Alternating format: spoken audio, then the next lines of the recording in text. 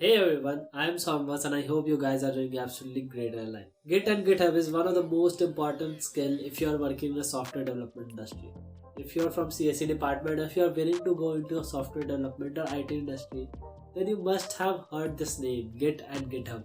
It is used for version control and it is one of the most important skill in any software development lifecycle. Not only in software development sector, not only in IT sector, but if you are working in any other sectors, then Git and GitHub can be a very great help in your profession. Git and GitHub can provide you an edge against other in your career. In this video, I'll be telling you about some important Git commands which you can use in your software development or project development or in any other fields in which you are.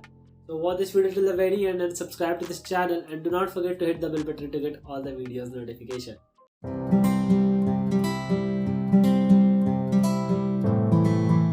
So here we are on my laptop screen and सबसे पहले हमें check करना होगा कि हमारे laptop में Git है या नहीं। तो उसके लिए हम लोग सबसे पहले विंडोज़ पावरशेल को खोलेंगे एंड इसमें एक कमांड टाइप करेंगे git//वर्जन।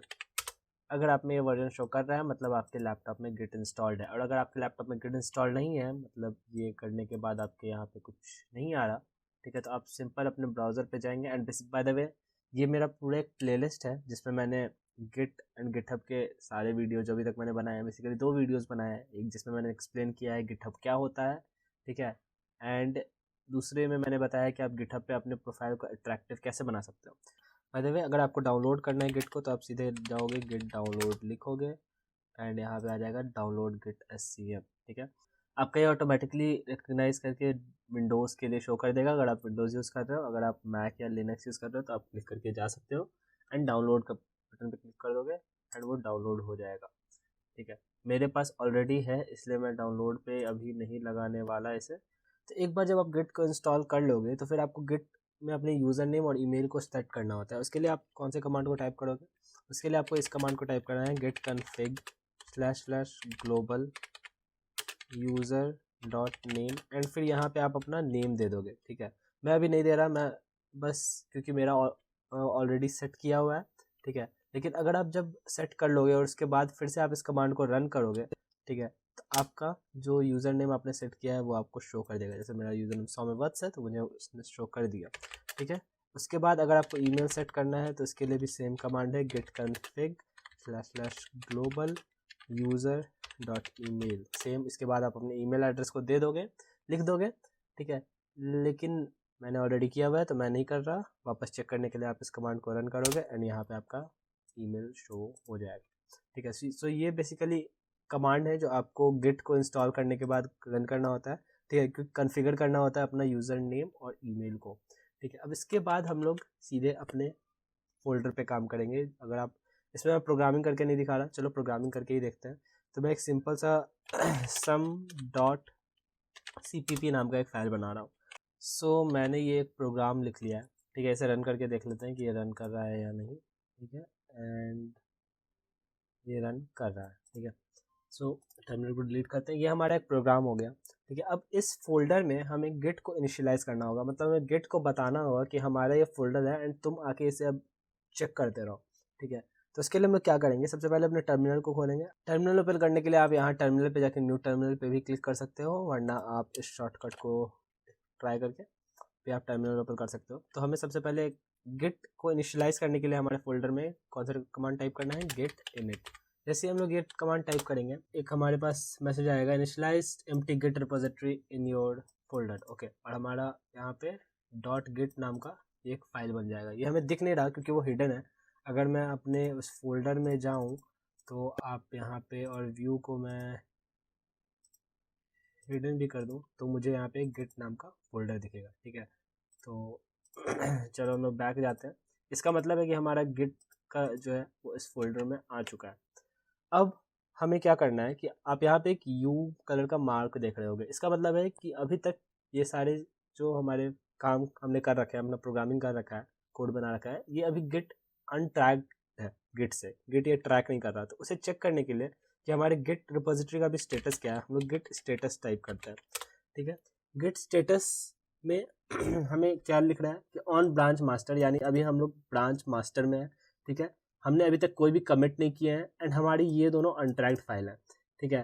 तो अब किसी भी फाइल को स्टेजिंग एरिया में डालने के लिए हम लोग क्या करते हैं, पहले बेसिकली हमारा गिट का फ्लो ऐसे चलता है कि पहले आपका फाइल अनट्रैक्ड रहेगा, फिर आप उसे स्टेजिंग एरिया में डालोगे और फिर आप उसे कमिट कर पाओगे। ठीक है, तो स्टेजिंग एरिया में अपने फाइल को डालने के लिए हम लोग गेट ऐड कमांड को यूज़ करते हैं, git add and then file का नेम। जैसे ही मैंने ये कमांड को रन किया, अब देखो कुछ नहीं हुआ, लेकिन फिर से जब हम लोग गिट स्टेटस को टाइप करेंगे तो फिर आप देखोगे कि यहाँ पे आ जाएगा ये file changes to be committed, मतलब इस फाइल को अब हम लोग कमिट कर सकते हैं, बट ये वाला फाइल हमारा अभी कमिट स्टेजिंग एरिया में नहीं है। ठीक है, तो चलो हम लोग इसे भी ऐड कर लेते हैं। और अगर बाय द वे आपको दोनों फाइल को ऐड करना है, सारे फाइल को एक साथ ऐड करना है, तो आपको गेट ऐड डॉट इस कमांड को रन करते ही आपके सारे जितने भी फाइल्स हैं वो सारे फाइल्स स्टेजिंग एरिया में आ जाएंगे। चलो वापस एक बार स्टेटस चेक करते हैं एंड हमारा दोनों फाइल आ चुका है। ठीक है, अभी हम लोग ब्रांच मास्टर में है, बेसिकली ये याद रखना। और मैंने पहले बताया कि आप एक बार जाके मेरा वो पहला वाला वीडियो देख लो गिटहब का। ठीक है, उसमें मैंने बताया है ब्रांचिंग वगैरह के बारे में। मैं इसमें भी थोड़ा देर बाद बता दूंगा कि ब्रांचिंग क्या होता है। ठीक है, तो अभी देखो यहाँ पे क्या दिखा रहा है कि हमें कोई भी कमिट नहीं किया रखी है। ठीक है, तो चलो हम लोग अपनी पहली कमिट करते हैं। ठीक है, तो कमिट करने के लिए किसी भी फाइल को, मतलब स्टेजिंग एरिया से कमिट करने के लिए हम लोग क्या करते हैं, गेट कमिट, उसके बाद हम लोग -m लिख के एक मैसेज लिखते हैं। ठीक है, तो चलो हमारा आर फर्स्ट गेट कमिट। ठीक है, जैसे ही हमने ये किया, देखो हमारे पास आ गया कि हमारा फाइल जो है वो कमिट हो चुका है। ठीक है, तो अब अगर हम लोग गेट स्टेटस लिखेंगे ना, ठीक है, तो देखो क्या आ रहा है, nothing to commit work tree clean, मतलब हमारा ने अब कोई भी ऐसा नया फाइल नहीं है जिसे हमें कमिट करने की ज़रूरत है। ठीक है, वही अगर हम लोग गिट लॉग कमांड को चेक करेंगे, गिट लॉग कमांड बेसिकली होता है जिसमें हमारे सारे कमिट्स के हमें डिटेल मिल जाते हैं। ठीक है, हिस्ट्री मिल जाती है। और बाय द वे आप लोग को ये सारे कमांड याद करने की ज़रूरत नहीं है, मैं आपको एक चीट शीट बना के एक PDF दे दूंगा। ठीक है, आप उससे वो सारे कमांड को रेफ़र कर सकते हो। ठीक है, तो जैसे हमने गिट लॉग को टाइप किया ना, देखो यहाँ पे हमारे पास आ गया कि हमने सौम्यवत्स ने इतने बजे इस कमांड को रन किया है। ठीक है, और ये हमारा कमिट का लॉग है। ठीक है, मास्टर ब्रांच हमने किया है और हमारा मैसेज क्या है, आर फर्स्ट गिट कमिट। अब चलो हम लोग एक नई फाइल को बनाते हैं, इसे थोड़ा CLS करके। अगर आपने सिस्टम कमांड वाली वीडियो नहीं देखी है तो उसे भी जाके एक बार देख लो। CLS करके इस टर्मिनल को क्लीन करते हैं, इस टर्मिनल को अभी थोड़ा नीचे डाउन करते हैं। चलो यहाँ पे अब हम लोग डिफरेंस .cpp भी बनाते हैं और सेम यही कोड हम लोग यहाँ कॉपी कर लेते हैं एंड बस यहाँ पे वेरिएबल डिफरेंस हो जाएगा, यहाँ b-a हो जाएगा एंड यहाँ पे भी डिफरेंस आ जाएगा। ठीक है, कोड सही है बिल्कुल। रन करके देखते हैं एंड हमारा रन होते ही यहाँ पे 1 आ गया। ठीक है, चलो मतलब सही है हमारा कोड। हम लोग फिर से देख सकते हैं कि हमारा ये जो फाइल है उसके पास वापस से वो U आ चुका है। ठीक है, मतलब ये फाइल अभी अनट्रैक्ड है। वापस अगर हम लोग गिट स्टेटस को चेक करेंगे तो हमें दिखाएगा कि हमारे पास ये 2 फाइल है जिसे हमें अभी कमिट नहीं कर रखा है। तो चलो हम लोग इसे स्टेजिंग एरिया में ऐड करते हैं। आपको मैंने पहले कमांड बता दिया, गेट ऐड डॉट, ये सारे हमारे दोनों फाइल को स्टेजिंग एरिया में ले आएगा एंड इसके बाद गेट कमिट -m एंड इसमें हम लोग बेसिकली डाल देंगे डिफरेंस फाइल एडेड। अब बेसिकली होता क्या है कि यहाँ पे मैं ये डाल रहा हूँ, आप इस -m के बाद वो कुछ इंपॉर्टेंट सा मैसेज डालोगे जिससे आपको बाद में रेफ़र करोगे तो आपको याद आ जाएगा कि अच्छा मैंने ये यहाँ तक काम कर लिया है, अब ये काम करना बाकी है। ठीक है, तो और आपके बाकी जो आप गिटहब पे बेसिकली लोग तब काम कर रहे होते हैं जब हमारे साथ और भी लोग होते हैं एक प्रोजेक्ट पे काम करने के लिए। ठीक है, तो उन्हें भी हेल्प हो जाएगी समझने के लिए कि काम कहाँ तक हो चुका है और हमें आगे कहाँ करना है। ठीक है, तो हमने कमिट कर दिया एंड यहाँ पे हमारा कमिट हो गया। अब वापस जब हम लोग गिट लॉग चेक करेंगे ना, तो देखो यहाँ पे आ गया difference file added, our first git commit. ठीक है, और ये हमारे दोनों लॉग हैं, ये दोनों हमने अभी मास्टर ब्रांच में किए हैं। ठीक है, अब आपको मैं एक बहुत अच्छी सी चीज़ बताऊँ, बेसिकली गिट जो है हमारा वो वर्जन कंट्रोल सिस्टम है और मैं अभी आपको एक जादू दिखाने वाला हूँ। ठीक है, अब मान लो एग्जांपल सपोज करो कि ये हमारा जो मैंने diff.cpp फाइल बनाया इसमें कुछ एरर है जिसकी वजह से हमारे पूरे प्रोजेक्ट में बग्स आने लगे हैं। ठीक है, तो मैं क्या चाहूँगा कि मैं इस फाइल को हटाना चाहूँगा एंड सिर्फ sum.cpp को अपने प्रोजेक्ट में रखना चाहूँगा ताकि हमारे बग्स ख़त्म हो जाए। ठीक है, तो अभी देखो हमारा हेड कहाँ पे है, हमारा हेड अभी यहाँ है। ठीक है, तो अब मैं क्या चाहूँगा कि ये फाइल डिलीट हो जाए, लेकिन मैं इसे डिलीट नहीं करना चाहता। मैं चाहता हूँ कि मैं बाद में इस पर वापस आके इस पर काम करूँ एंड इस जितने भी एरर है उसे सॉल्व करके अपने प्रोजेक्ट में वापस शामिल करूँ। ठीक है, तो उसके लिए मैं क्या करूँगा, हम लोग गिट चेकआउट कमांड को टाइप करेंगे एंड हम लोग वापस से इस स्टेट में जा सकते हैं। ठीक है, ये हैश कोड है बेसिकली हमारा। इस हैश कोड को कॉपी करेंगे एंड यहाँ पेस्ट करेंगे एंड जैसे ही हमने ये किया, अब देखो यहाँ diff.cpp चला गया। भाई ये क्या है, ये क्या सीन है। ठीक है, मतलब हमारा जो, अब अगर हम लोग गिट लॉग करते हैं, ठीक है, तो देखो हमें क्या आ रहा है, हमारे गिट लॉग में सिर्फ एक ही चीज़ आ रहा है एंड वो है हमारा पहला कमिट, दूसरा कमिट आ ही नहीं रहा। भाई ऐसा क्यों। ठीक है, तो ये बेसिकली इसलिए हो रहा है क्योंकि हमने गिट चेकआउट कमांड को टाइप किया है। ठीक है, अब अगर हमें वापस जाना है तो हम लोग वापस से इस वाले को चेकआउट करेंगे, कॉपी करेंगे एंड गिट चेकआउट टाइप करेंगे एंड पेस्ट करेंगे एंड जैसे ही हम लोग ये किए, अब देखो वापस diff.cpp आ गया। समझ रहे हो, जब आपका अगर मान लो कोई प्रोजेक्ट में, अभी हमारा बहुत स्मॉल सा छोटा सा प्रोजेक्ट है जिसमें सिर्फ sum.cpp और diff.cpp है, तो आपको थोड़ा सा दिक्कत हो रहा होगा। ठीक है, इमेजिन करने में कि भाई इसमें क्या ही एरर आ सकता है, बट जब आप बड़े प्रोजेक्ट पे काम कर रहे होगे तो छोटे छोटे मॉड्यूल होंगे। ठीक है, और किसी भी एक मॉड्यूल की वजह से उस प्रोजेक्ट में बग आने लग सकते हैं। ठीक है, तो उस मॉड्यूल पे तो हमें काम करना ही है।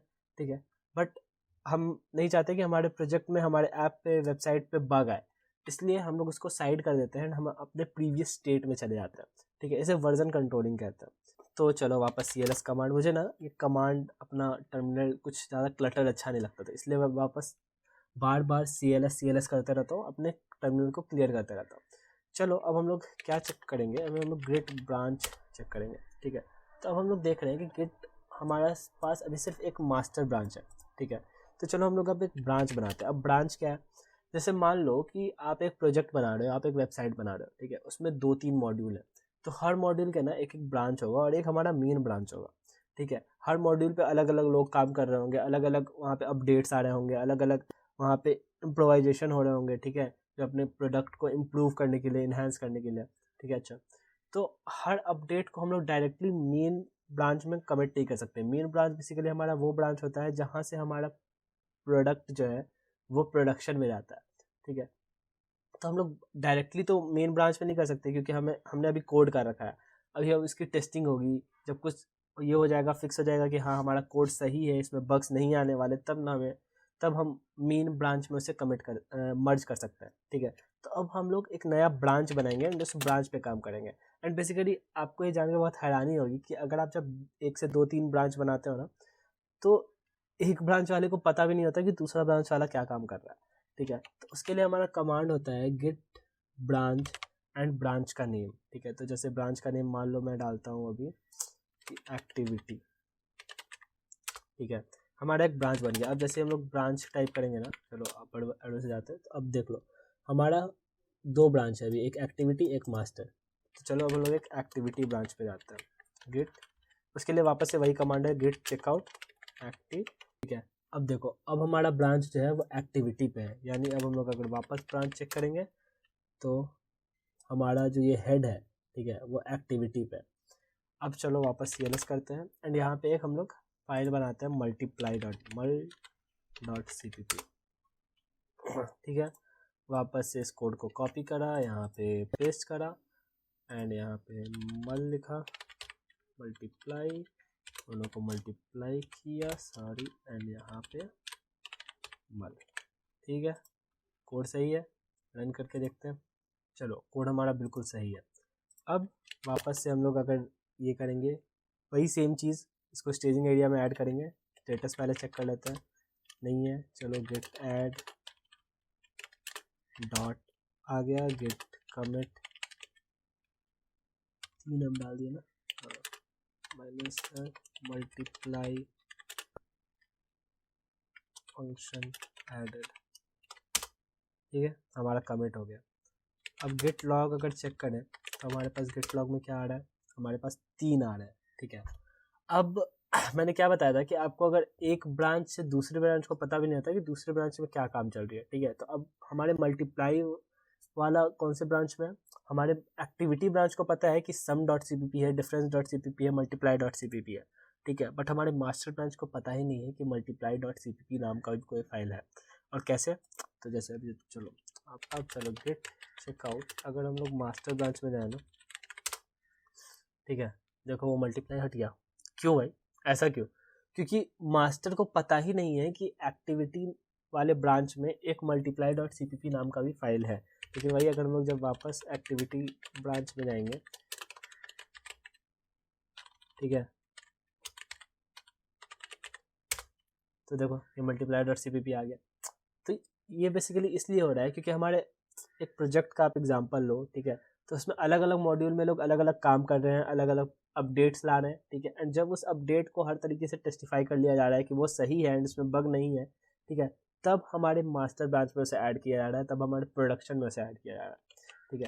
तो अब हमें मर्ज करने के लिए क्या करना होगा, हम लोग मर्ज करेंगे गेट मर्ज मास्टर। तो वो यहाँ पे मैंने जैसे ये कमांड को टाइप किया, हमें आ रहा है ऑलरेडी अप टू डेट। अब इसका क्या मतलब है, देखो हम लोग अभी एक्टिविटी ब्रांच के अंदर है। एक्टिविटी को तो पता ही है कि बेसिकली हमारा 3 फाइल बना रखा है, हमने 3 कोड कर रखा है। हमारे किसको नहीं पता, हमारे मास्टर ब्रांच को नहीं पता कि भाई एक्टिविटी वाले ब्रांच में ना एक तीसरा फाइल भी बन चुका है। तो पहले हम लोग गेट चेकआउट करके मास्टर्स में जाएंगे, ठीक है, एंड मास्टर में आने के बाद अब हम लोग गेट मर्ज कमांड को टाइप करेंगे, गेट मर्ज एक्टिविटी, ठीक है, सॉरी भाई, हाँ। जैसे ही मैंने ये किया ना, अब देखो हमारा जो वो मर्ज था वो ऐड हो गया, यानी अब एक्टिविटी वाले में जो हमने कोड कर रखा था वो आ चुका है। अब मल्टीप्लाई को भी पता है, मतलब बेसिकली मास्टर को भी पता है कि हमने एक mul.cpp नाम का फाइल बनाया है। तो ऐसे ही आप बहुत सारे मल्टीपल ब्रांचेस को बना के अपने प्रोजेक्ट में अलग अलग लोगों को अलग अलग काम दे सकते हो, एंड जैसे ही उनके काम कंप्लीट हो जाए, जैसे ही उनका कोड सही हो, आप उसे मेन ब्रांच में मर्ज करके अपने प्रोजेक्ट प्रोडक्शन में डाल सकते हो, ठीक है। एंड अभी एक और इम्पॉर्टेंट ऐसा कमांड है, ये सारे कमांड मैं एक PDF बना के दे दूंगा, आप वहाँ से डाउनलोड कर लेना, ठीक है। इस वीडियो में मैं पुश एंड पुल नहीं बताने वाला क्योंकि वो एक बहुत बड़ा वीडियो हो जाएगा, एंड मुझे पर्सनली ऐसा लगता है कि लोग बड़े वीडियो को देखने के बाद इतना कॉन्सेंट्रेट नहीं कर पाते, छोटे छोटे वीडियो को देख के समझना थोड़ा ज़्यादा ईजी होता है। So I hope after watching this video you understood how you can use these commands in a project. I hope you gained some value from this video, and so then please hit the like button, please share this video with your friends and family, and do not forget to subscribe to this channel and hit the bell button to get all the videos notification. As I have also mentioned in the start of this video, I have made 2 videos, one on what is Git and GitHub, and second one on how to make a beautiful GitHub profile. So you can watch those videos by clicking on this playlist, and you can also subscribe to this channel by clicking here. So go and enjoy those videos. This is it for this one. I'll see you in the next one. Till then, have a good day.